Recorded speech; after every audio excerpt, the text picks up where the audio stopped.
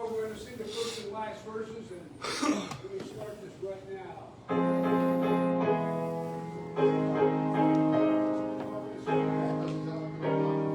Get the wrong way in there. Hang on. There we go.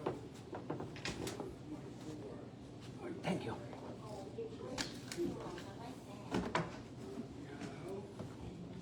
There we are.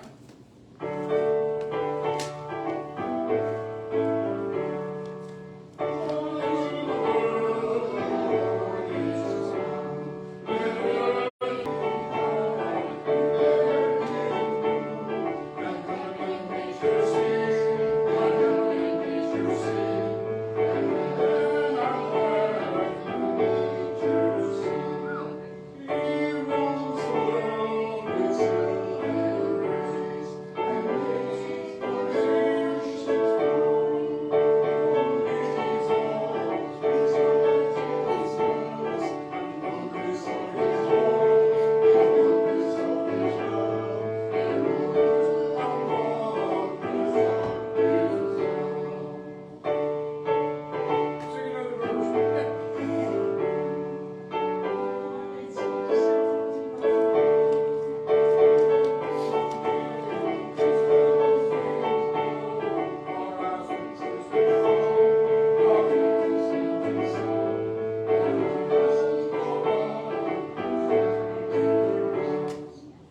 Let's have a word of prayer together. Lord, thank you for letting us gather here today. Thank you, Heavenly Father, for loving us and saving us and giving us an opportunity of fellowship. So bless our hearts as we unite them together today. And Lord, we ask these things all in your name. Amen. Thanks so much, Lou. You may be seated. Take a quick look at our bulletins for our announcements. So our Operation Dalmatian team has been working every day. We have filled gifts for 150 families so far, right, Mike? That's a lot of bags. Lots of it. That's a lot of gifts. I don't know the total number of kids, but I think that when we're done, we're going to be well over 700. So God is really blessing us. And meeting the needs of these people. And with that, we've been giving food baskets, and a lot of folks need some help out there too. And it's a blessing to be able to step in and help them. So we do need some extra help on that. To put in the food baskets, but we'd like to make it last for several days. So we're getting like cans of meat, like Spam, or like tuna fish, things like that that last a long time. Put it right on the shelf, you can make it really simple. If you want to donate some of that, that'd be great. We can add that into food baskets. So that would be very, very helpful. Got another 150 families to go. So, this evening at 6 o'clock, our fire department is going over to the Most Precious Blood Catholic Church. Father Tom over there has been collecting all kinds of gifts for us. We use, I think, fire trucks, right, Mike? Yes, we are. Bring everything over here, and that'll be like another second wave of gifts pouring in, which will be a real blessing, because they're going out just as fast as they're coming in. We're looking forward to all that help. And then on Tuesday, our guys are eating for coffee at 10 o'clock, but we're assisting the ladies with all packing the baskets, people coming to pick them up, carrying the stuff out. That bicycle, Mike, been delivered, you know, some we had to put together. Mike's good at, this Mike is good at that.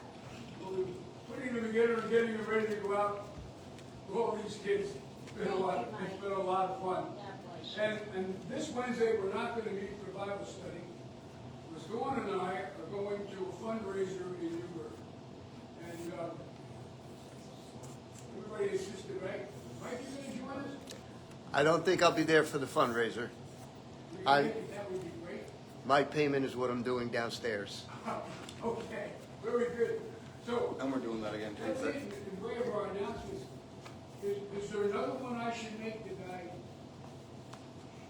I just know if anybody's interested, there is a pancake breakfast at the firehouse today till noontime. I'm gonna turn that fan off outside right now. It's nice at the firehouse. Yes. It's a good girl when children can have something, wake up the next day. Yep. You know, when I was a kid, I didn't realize how much we really did. They do what you had. No Today other, you no other realize. announcements? Okay, how about anybody in the hospital that might, I would like to ask for prayers for my daughter Catherine. My youngest daughter's in the hospital. She has a tear in her heart muscle. right, We're not sure how it happened, but they're treating it, and hopefully she's being released today. yeah, they figure it was caused by medication, right? Yes, they do. So, They can't be positive, but the medication she has been taking, it's known that can cause these problems. Yeah, I had that happen to me with medicine. Oh, Mike, I got so sick. May God bless her. I'll be praying. I heard on the news, when I say, you know, I hate to put it on, just always bad stuff that you, Some of them and medicine there's, side effects. there was a senseless shooting at Brown University. Oh, I heard about that, Yep. President Trump. You killed 2 students and wounded 9 others. That's right, I heard that. For no reason. I mean, I don't think, I caught the person or not. It's just bizarre what's going on in our world today. Pastor Jim, I saw that on the Fox. Pray for the families of the 2 that were killed and for the 9 that are wounded that they will survive. The one thing that they said, there's this one doctor who apparently is he's an amazing Christian man, and he just happened to be at the medical center, and he went to work on able to stabilize them, which saved their lives. Most would have been even later. The 5 others that he stabilized. He was working on 2 of them in the hallway. Amazing stuff. Oh, we want to pray for those folks. Sure. We want to pray for Ed. Amen. He's getting ready to go to Mexico. Mexico. He's going to be gone for 2 weeks. And for his ministry, we want to have a real blessed time the last time, didn't you, Ed? Yes. Yep. Yes, yes. Looking forward to doing that once again. Mm-hmm. That would be great. Yeah, that's nice and warm there, right? Yeah. So let's look to the Lord in the word of prayer. Heavenly Father, we ask that you be with Mike Stewart. We ask, Lord, that this small tear in the heart muscle that it can heal very, very, very quickly. Not that there any trouble whatsoever. Bring her home from the hospital today, Lord. Get her back with her family, back for Christmas, Thank you, Lord. and just bless her. We think, Heavenly Father, of these folks that were, these young students that were wounded, 9 of them, there at Brown University. Thank you for that doctor who was there, that you provided, given them life-saving treatment. They have a long way to go in healing those wounds. So be with them, Lord, in a special way, and save all 9 of them. Extend their lives. We think, Lord, of the 2 that did not make it, and their families and what they're going through. So, Lord, we lift them up in our prayers and ask that you would minister to their needs in a very, very special way. We think about Ed, who is going to be traveling to Mexico and ministering to the churches and the folks there. What a blessing he was to them. The last time we went, we pray, Lord, that you would prepare the way that at this time the ministry would be even greater than it was when he first went. Give him more traveling mercies, keep him safe while we're there. Be with Amy as he's gone, and use us, Lord, to meet her needs if anything should come up. Thank you, Jesus. We think, Heavenly Father, of this Christmas season is special. It's a time of the year when many, many people look to you, and during the rest of the year they don't. So we ask, Lord, that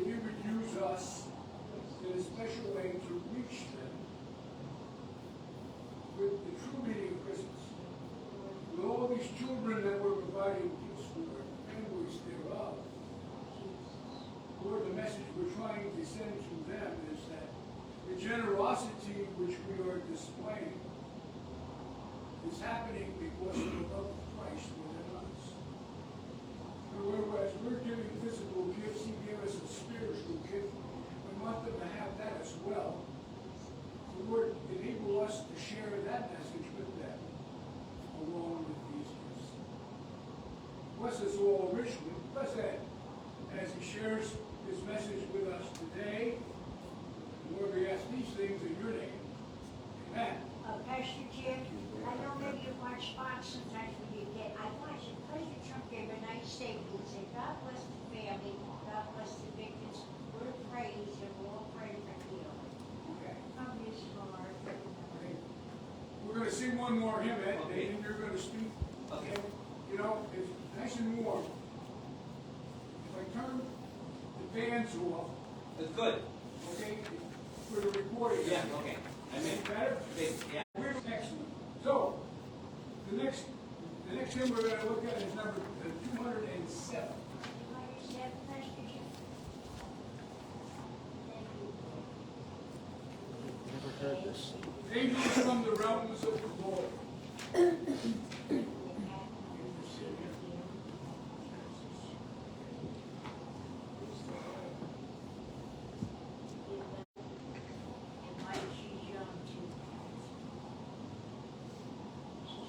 Okay.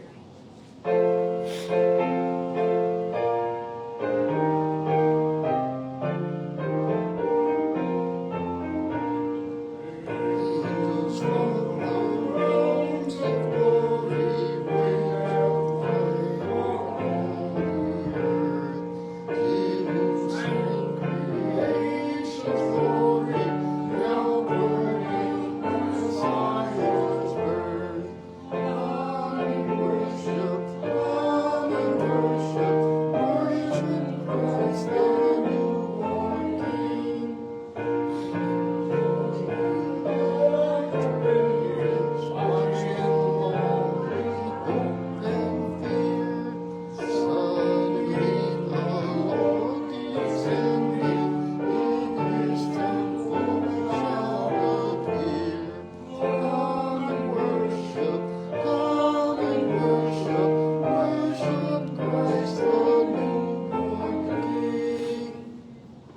Thank you. You may be seated.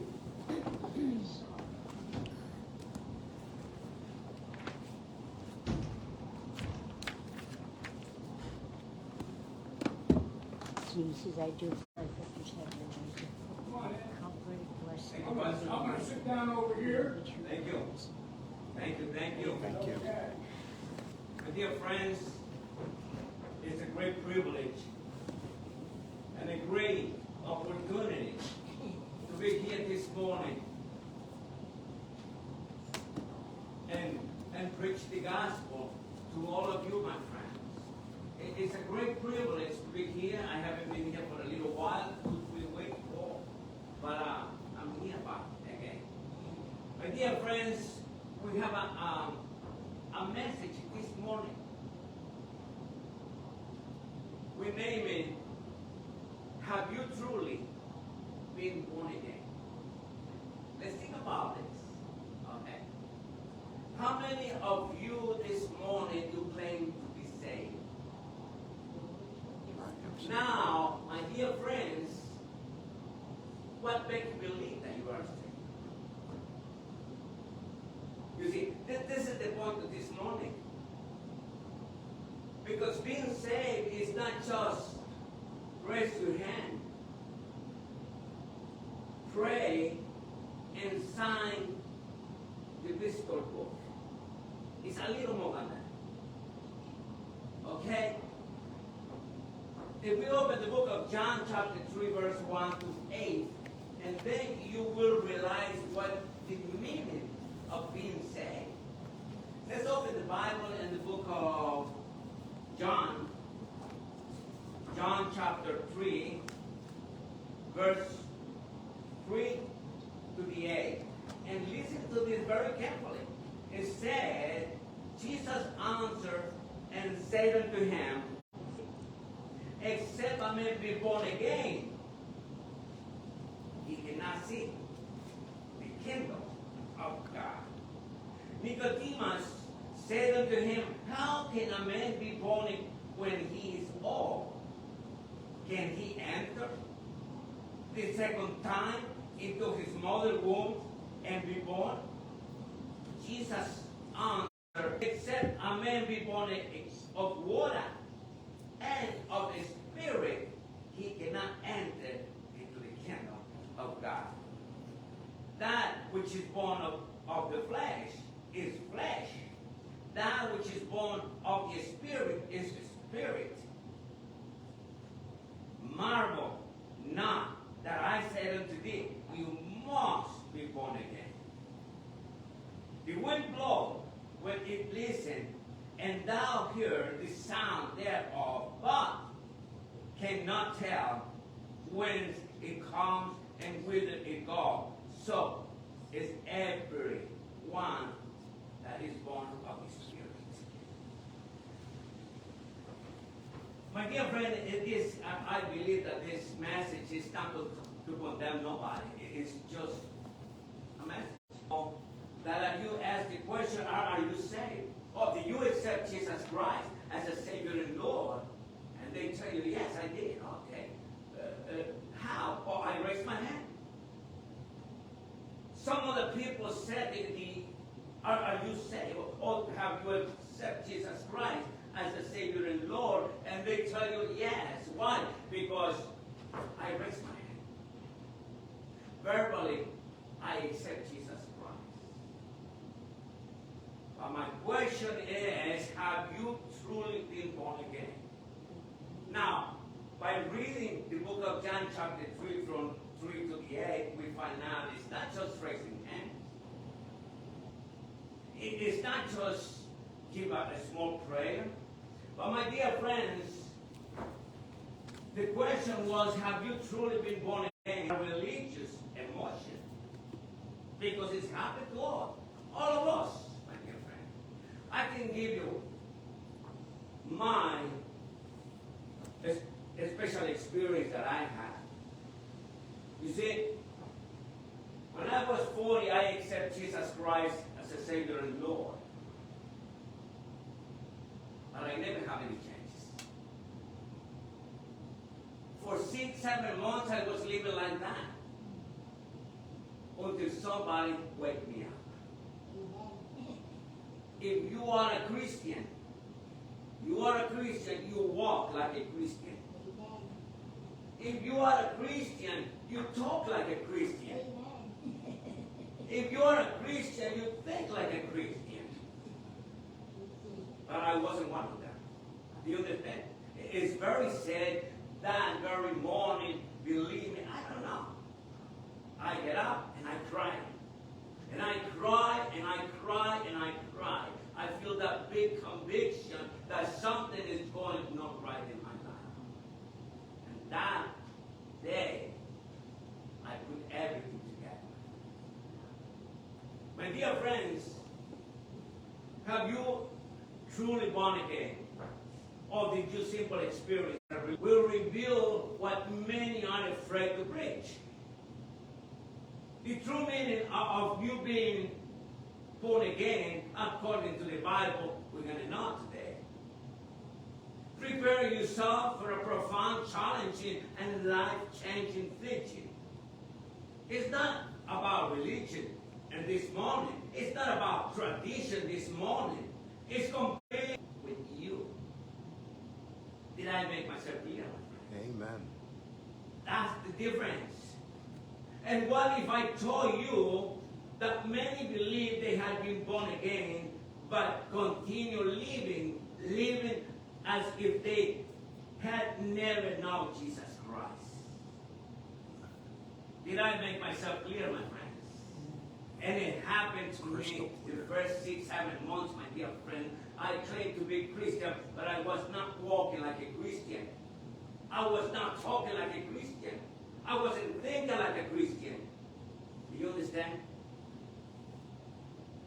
And then you will hear something that you might don't like to hear this morning. But this is just a message. You understand? This message goes for you and for me at the same time. Okay? So, my dear friend, and what if I told you that many believe they had been born again, but continue living as if they had never known Jesus Christ? They get emotional during church service.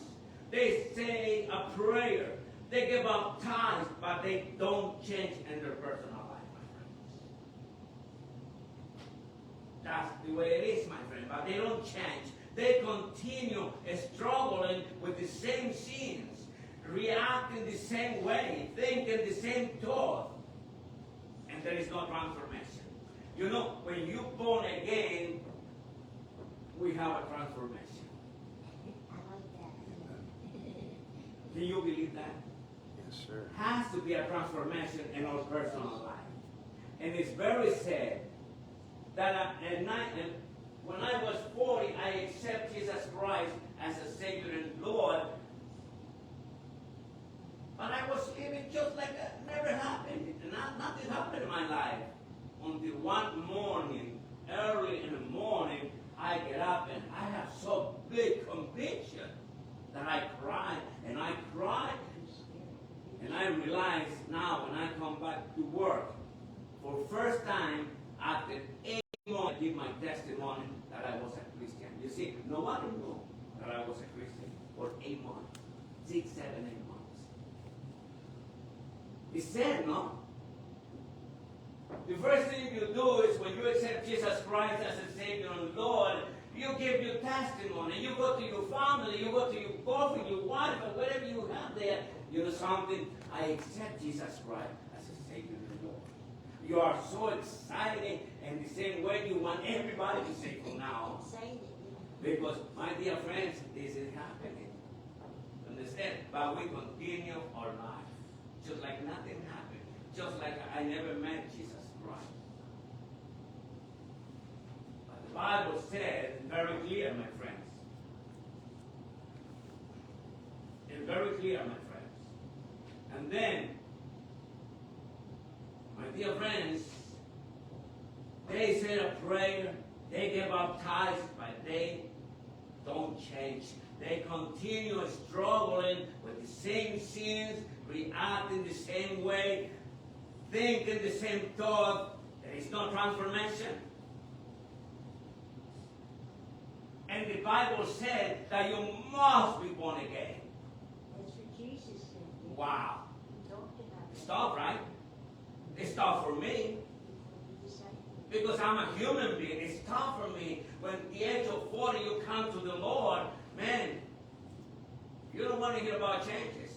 You made up your life already. I have a good job, I got cars, I have a house, I have a family. I don't need changes. My friend, the Bible says that you must be born again. Otherwise, you will not see, not even see the kingdom of heaven.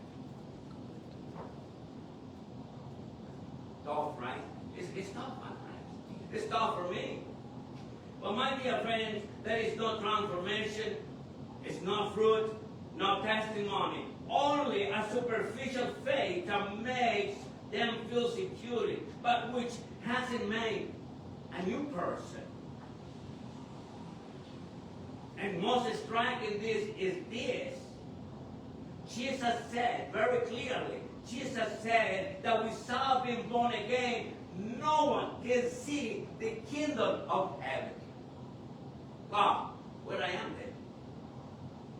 Have you ever think about the way we walk, the way we think, the way we express ourselves? Happened to me, my friend. I'm not embarrassing to tell you because I have my conviction, right? And now I tell you this has happened. You know something? I have a good, perfect, good friend of mine. He said to me, "Are you born again Christian?" He said, "Yes." Well, you have to change it then. You have to start to do this, and this. Embarrassing, but it's healthy. Now I know what I did wrong. Then, my dear friends, think about this. The most striking thing is this. Jesus Christ said that without being born again, no one can see the kingdom of God.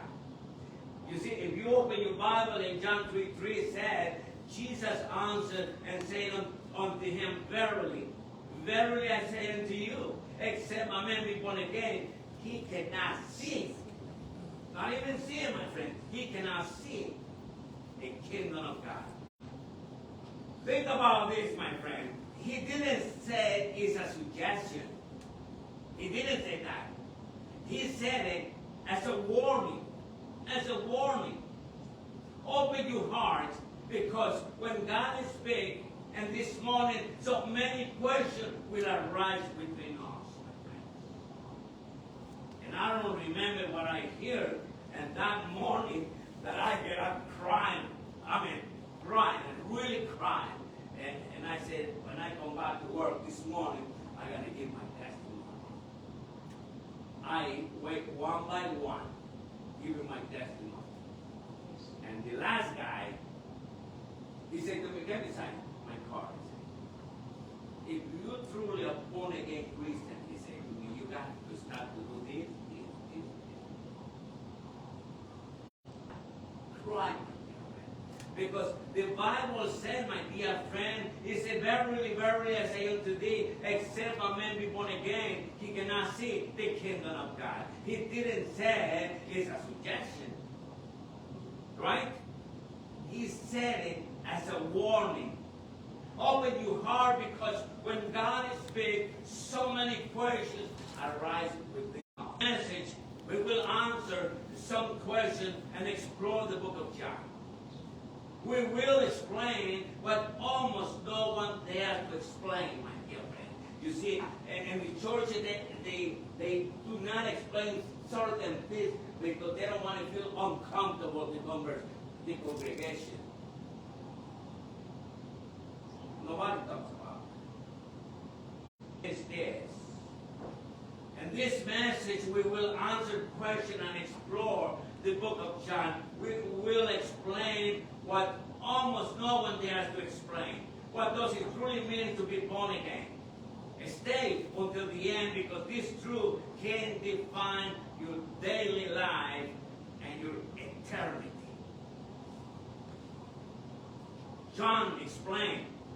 He said, "Now there was a man of the Pharisees named Nicodemus, a ruler of the Jews.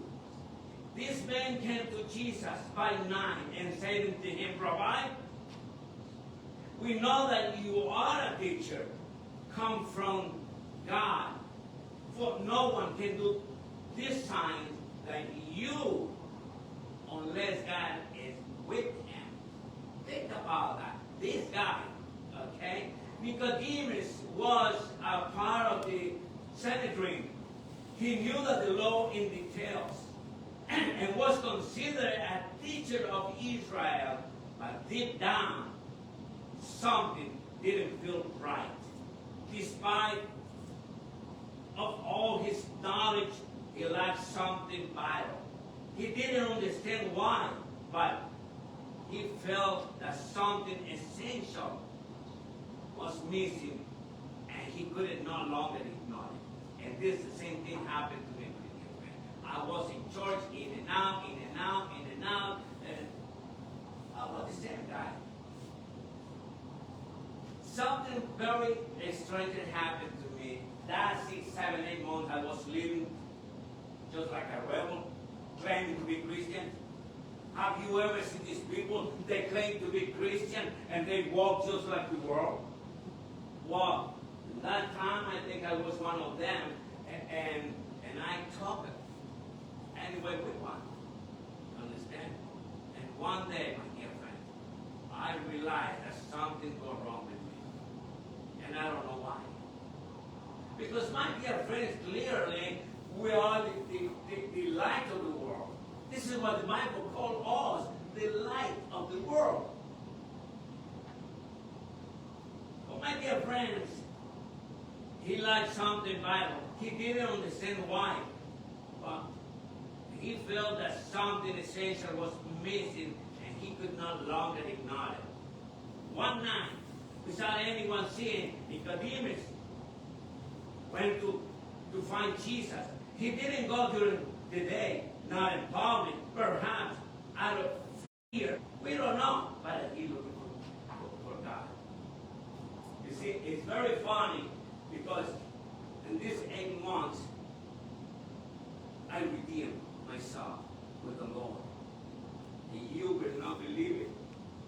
A year later, I was called to this ministry.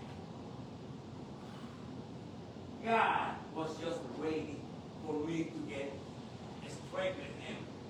That can happen to all of you. We don't know. You don't know me. But I think I never feel like I was deserved to be preaching. You understand? But God chooses His people. Not you. You don't choose yourself. He chooses you. He chooses me. In one way or another. But my dear friends, it is very funny. But Nicodemus went to find Jesus. He didn't go during day, not in public, perhaps out of fear of what others would say. Oh, I'm ashamed. But my friends, we don't know yet. But when he went, he took his first step. And that detail changed everything forever. Listen to Jesus. When someone dares to seek Jesus, even in secret, heaven begins to stir. And you start doing good. Because God does not reject those who seek Him. And that day, I really cried. I can't stop crying. Can you believe that? I can't stop crying until I get to work when I'm not in cleaning, and I saw the first guy coming and say, "Can I talk to you for a minute?" I said, "Yeah." Well, I don't know something. I said, 7 months ago, I accept Jesus Christ as a Savior. Oh, congratulations, Eddie. Congratulations. Well, I was a Christian too. I was a Christian. Oh, I am a Christian. And so many told me. But you know something? Another problem. 3 of them, they told me they've been a Christian for so many years, but they never talked to me about Jesus. Think about that. He was saying something similar. We get so soaked and wet in the Word of God, but we never with the Lord Jesus Christ. That is the problem today. Look around, my dear friend. What's going on with us today? We are sleeping. We've fallen asleep. We don't talk. We don't say anything. And every day the church is getting empty and empty and empty until the church closes. Whose fault is that? Many times we said, "Oh, the devil." No, the devil is using you, using me, not to talk, my dear friends. So, my dear friends, the truth of this is the faith of many is more than a matter of habit, that transformation. This is what happened. There is spirituality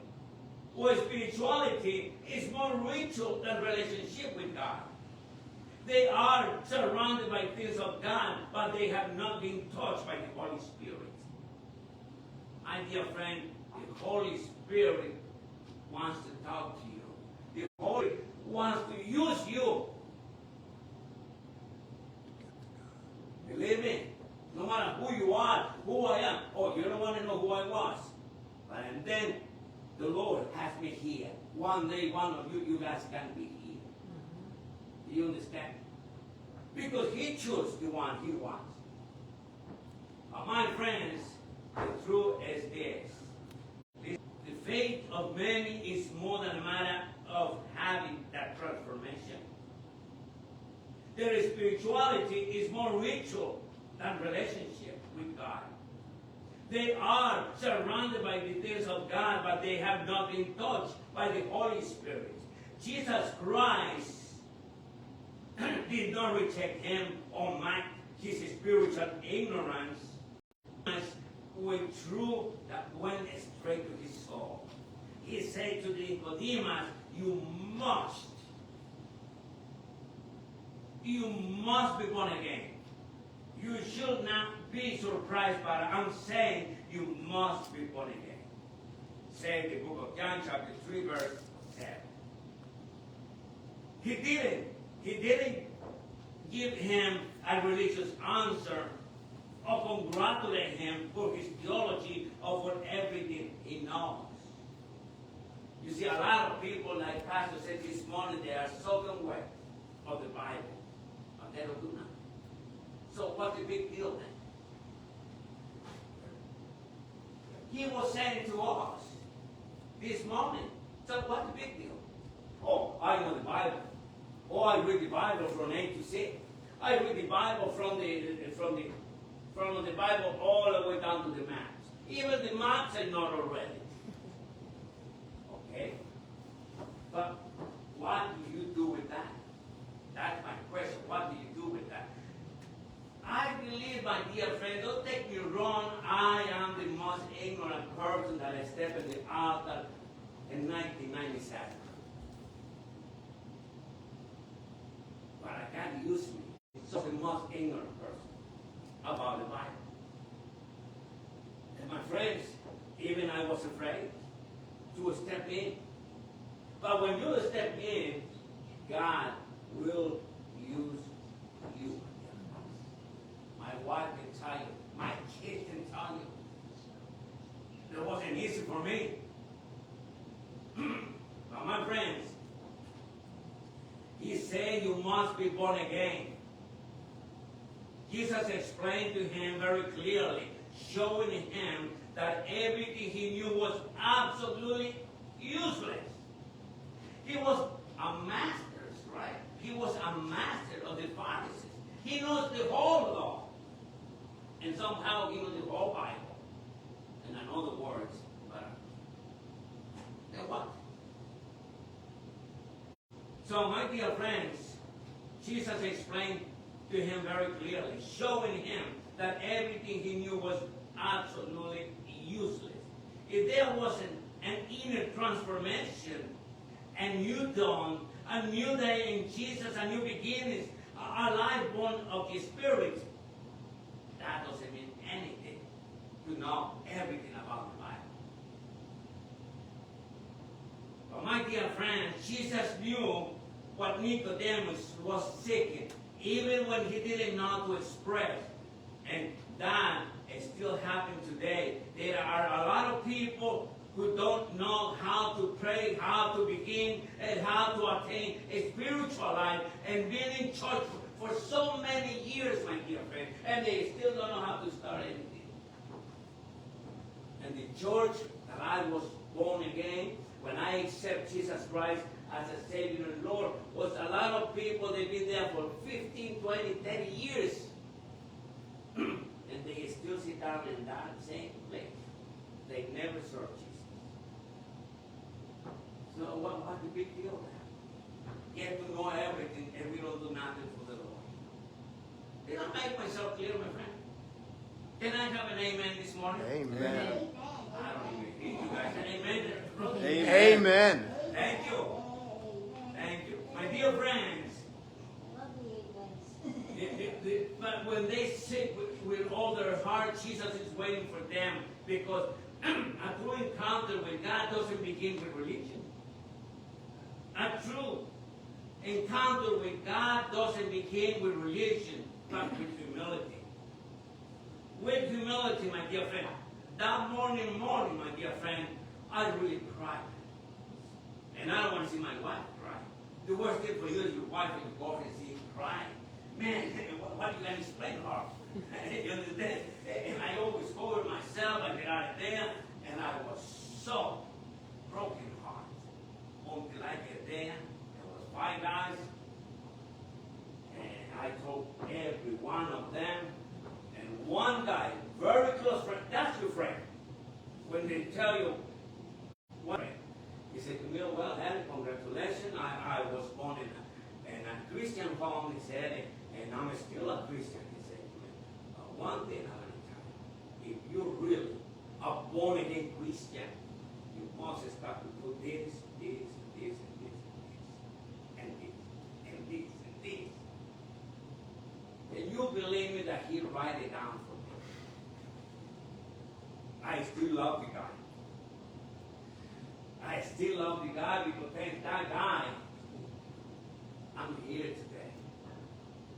Almost less than a year later, God called me to this ministry. You understand? This is the thing, my dear friends. But my dear friends, the truth is, that's why this moment with Nicodemus is so important. It forces us to pause, to meditate, and ask ourselves, am I living a true faith? Am I living a true faith or a simple outward appearance? Because the first thing we change when we become a Christian, now we dress nice. You never see that with the new Christian? They accept Jesus Christ, the next one they come to suit. But that doesn't make any difference how we dress.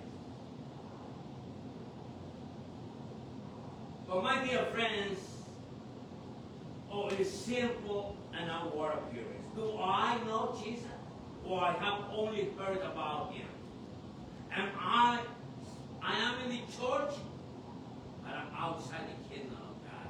We can be in church, but we can be out of the kingdom of God. This church will not take you to nowhere.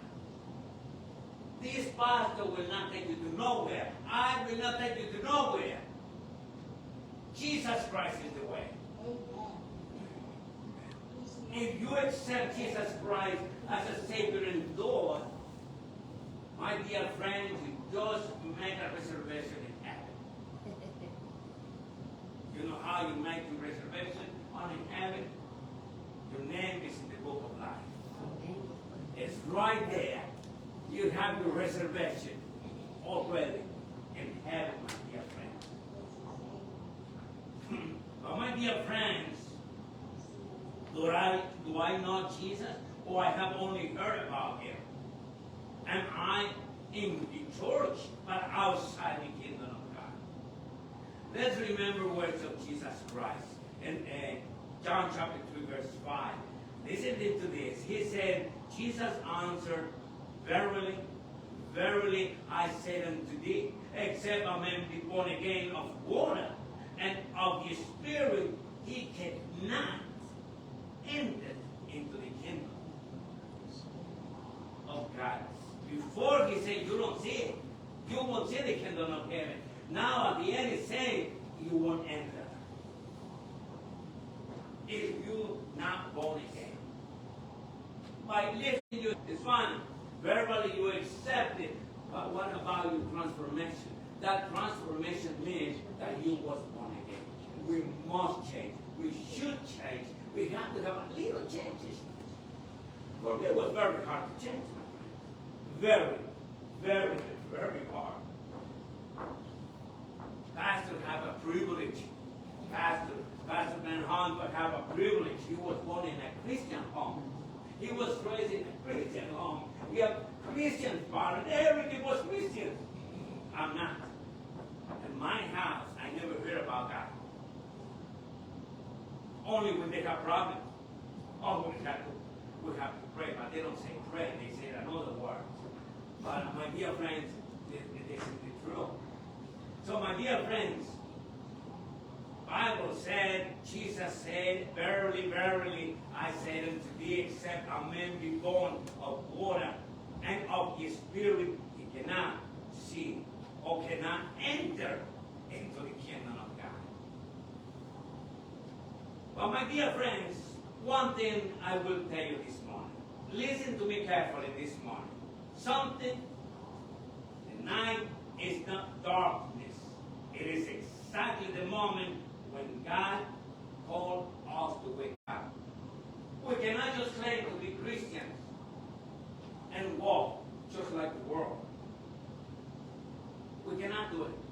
You see, a lot of people accept the Lord Jesus Christ Friday or Monday to Saturday, they just live their life the way they want. Did you pray? No, I don't have no time. Did you read the Bible? I have no time. My dear friend, so important. Read your Bible every morning or every night. I'm not telling you to read the whole Bible in one night. Hey, just get a book of Matthew, chapter 1, and you read Matthew chapter 1, and the next day another chapter. But you must read your Bible and do not leave home without praying.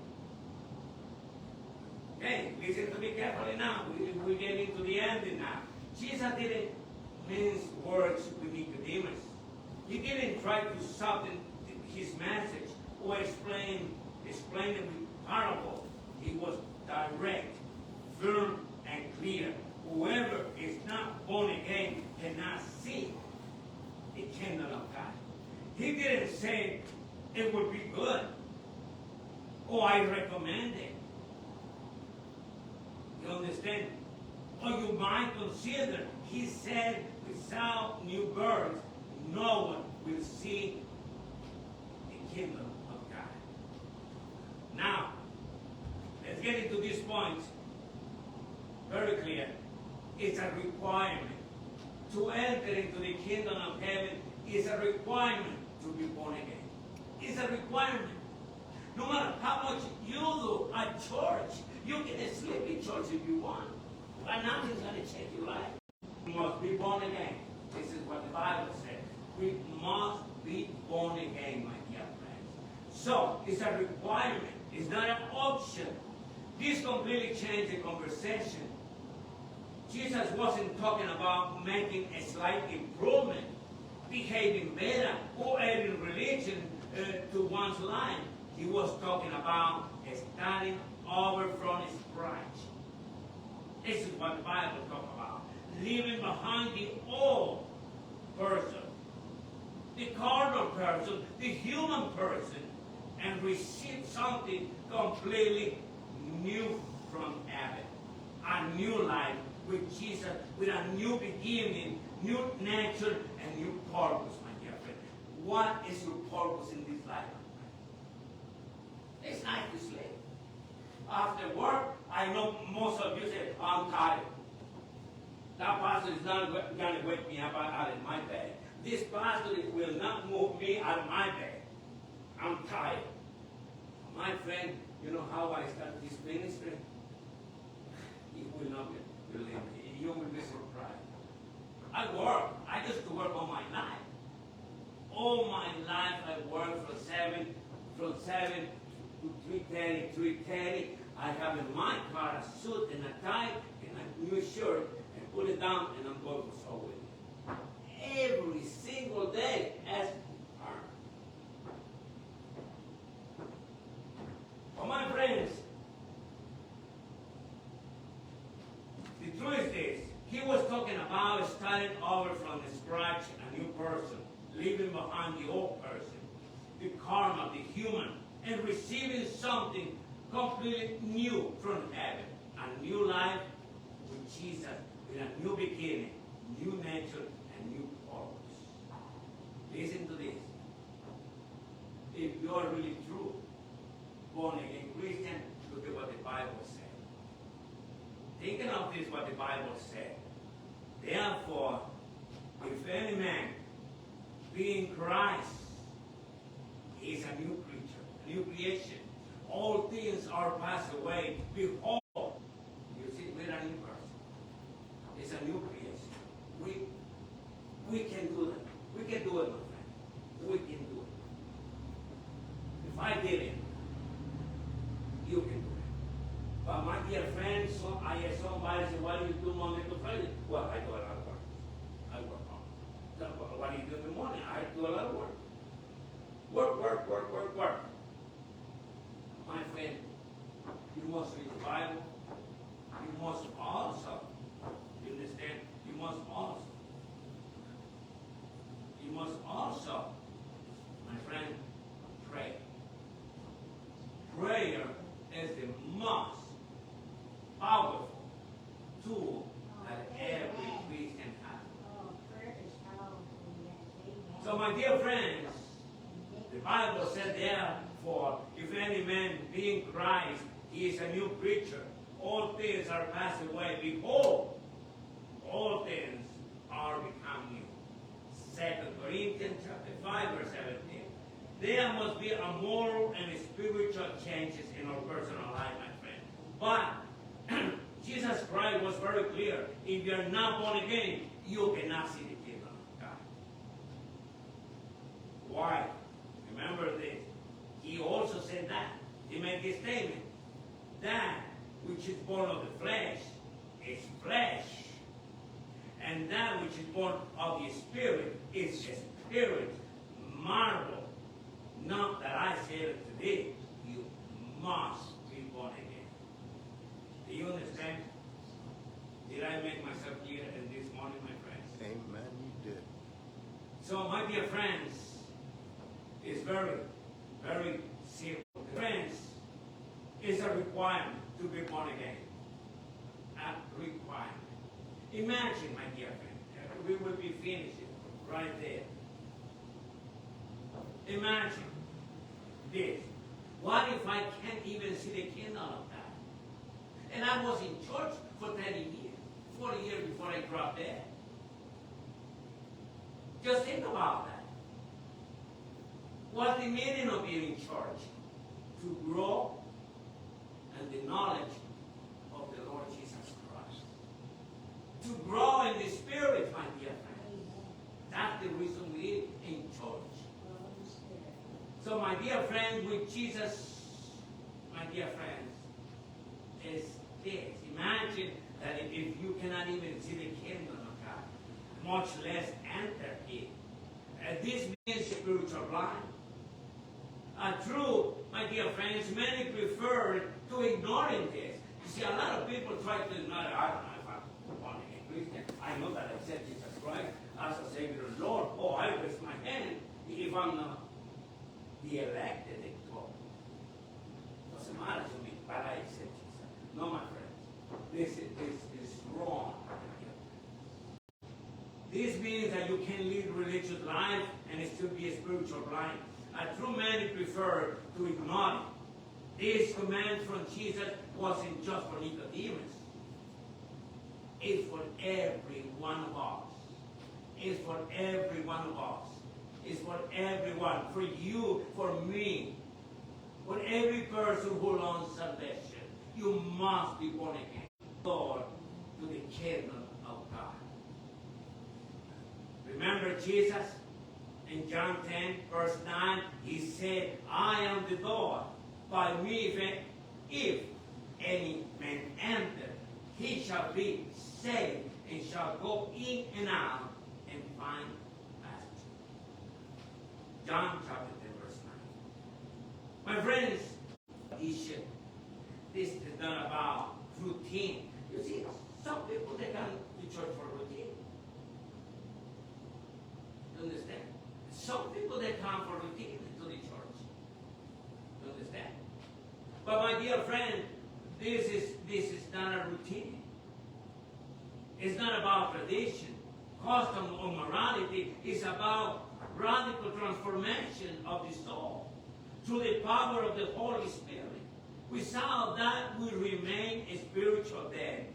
The Bible said, look at this. I said that we remain dead, spiritual dead. But the Bible said in Matthew 22, verse 32, said, I am the God of Abraham, and the God of Isaac, and the God of Jacob. God is not believing. Amen. My dear friends, how can we continue to be dead while still alive? Sometimes we are dead, forgot about our life of the world.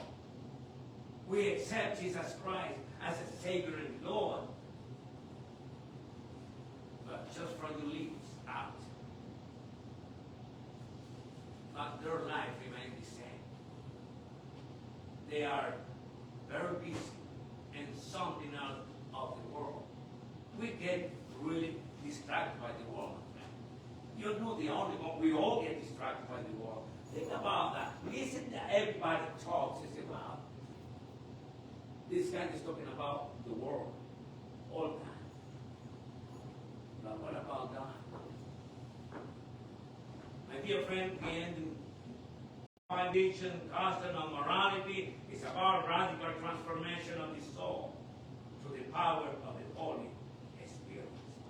How can we continue to be dead while still alive? That's why this verse should not be overlooked. It has eternal implication. Jesus will love, but without sugarcoating anything to eternal life.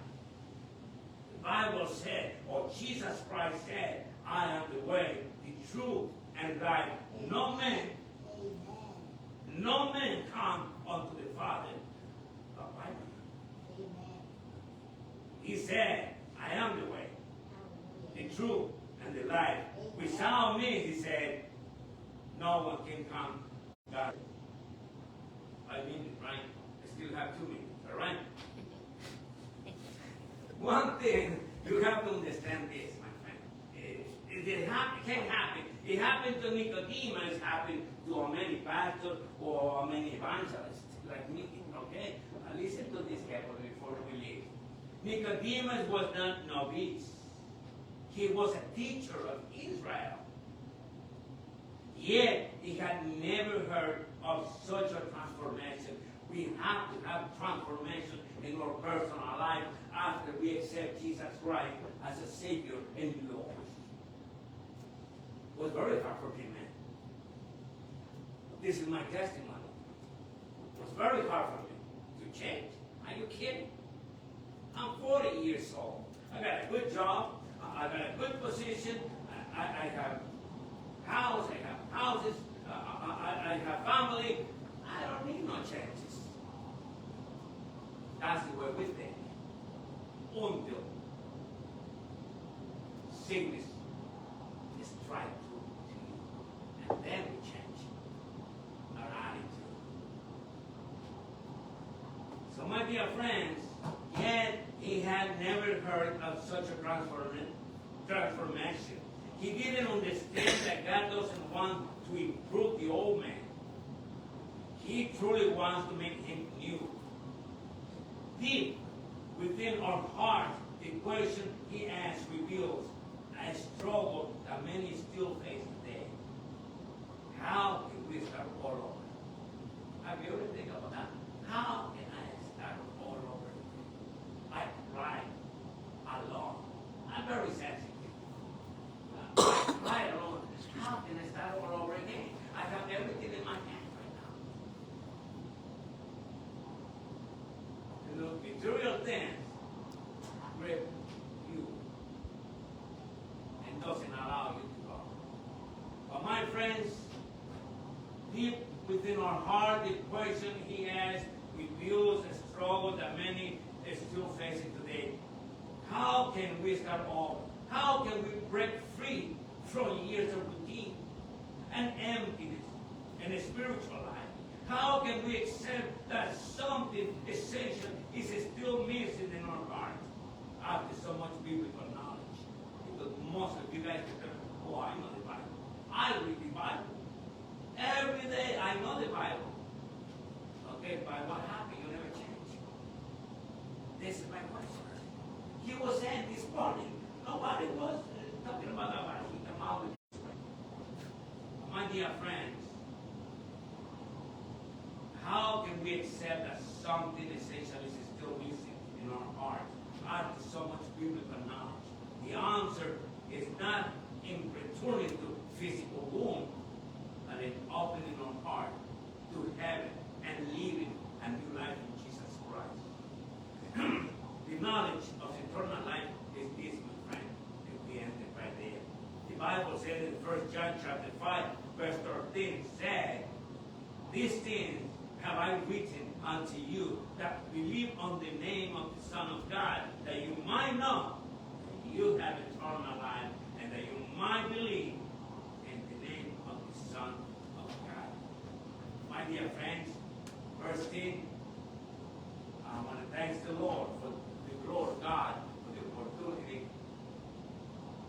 that I'm here. I thank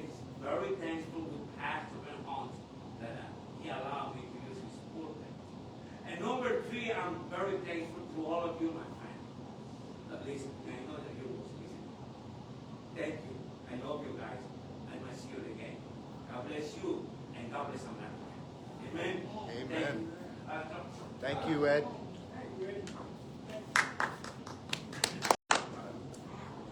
Message. Now we're gonna have a chance to sing one more hymn in conclusion, and it's found on page number 191.